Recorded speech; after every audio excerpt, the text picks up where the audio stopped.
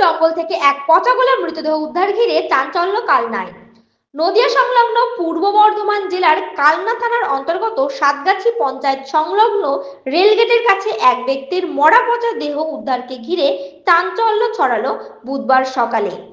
এদিন বুধবার সকালে স্থানীয় এক এলাকাবাসী ওই এলাকায় শৌচকার্য করতে গিয়ে প্রথম তার নজরে পড়ে ওই দেহটি দিয়ে ব্যাপক দুর্গন্ধ বেরোচ্ছিল। রেল লাইন থেকে বেশ কিছুটা দূরে পড়ে তার চটি এবং দেহটি পড়ে তার থেকেও বেশ খানিকটা দূরে। এলাকাবাসীদের দাবি, এই মৃত্যুর পেছনে রয়েছে রহস্য।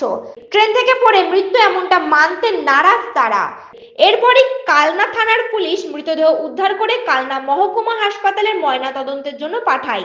যদিও মৃত ওই ব্যক্তির নাম পরিচয় জানা যায়নি, তবে কিভাবে ওই ব্যক্তির দেহ ওইখানে পৌঁছলো যা নিয়ে শুরু হয়েছে জল্পনা। ঘটনার তদন্ত শুরু করেছে কালনা থানার পুলিশ। বলছি, এখানে এসে কি শুনলেন?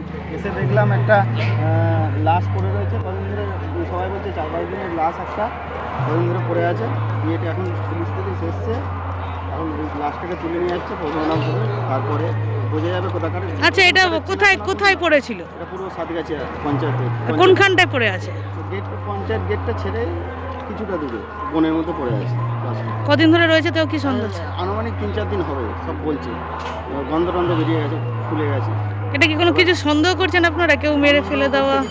এখনো বোঝা যাচ্ছে না যে ট্রেন থেকে পড়ে গেছে না কি কেউ ফেলে দিয়েছে, বুঝতে পারছি না, কেউ বুঝতেও পারছে না। এখন পুলিশ এসছে, তদন্ত হবে তারপরে। আপনার নাম? শ্রীকান্ত রাজবংশী। আপনি তো প্রথম দেখলেন বডিটা, কখন দেখলেন, কোথায় দেখলেন এবং কি অনুমান করছেন? আনুমানিক মোটামুটি 7:30-8টা।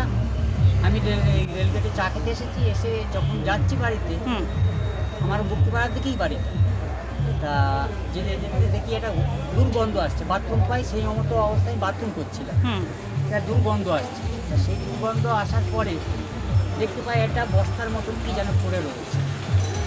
আমার 2 পা এগিয়ে গিয়ে দেখি একটা পা দেখতে পাই। পা দেখতে গিয়ে সাথে সাথে আমি ব্যাক করে আমার নিয়ারেস্ট গেটম্যান, সাতগাছিয়া গেটম্যান, সেই গেটম্যানকে জানাই। গেটম্যান ওনার প্রসেস অনুযায়ী স্টেশনকে জানান, স্টেশন মাস্টারকে জানান। স্টেশন মাস্টারকে জানানোর পরে উনি আমাকে ইয়ে করেন, ডাকেন, যে জিজ্ঞেস করেন কী ব্যাপার। আমি তখন ওনাকে ডিটেলস বললাম, উনি সেটাকে সেই অনুযায়ী মেসেজ দিলেন। বয়স কত আনুমানিক কি মনে হচ্ছে? আনুমানিক দেখুন, মুখের যে ফেস কাটিং সেটা বোঝা যাচ্ছে না, পোকা হয়ে গেছে।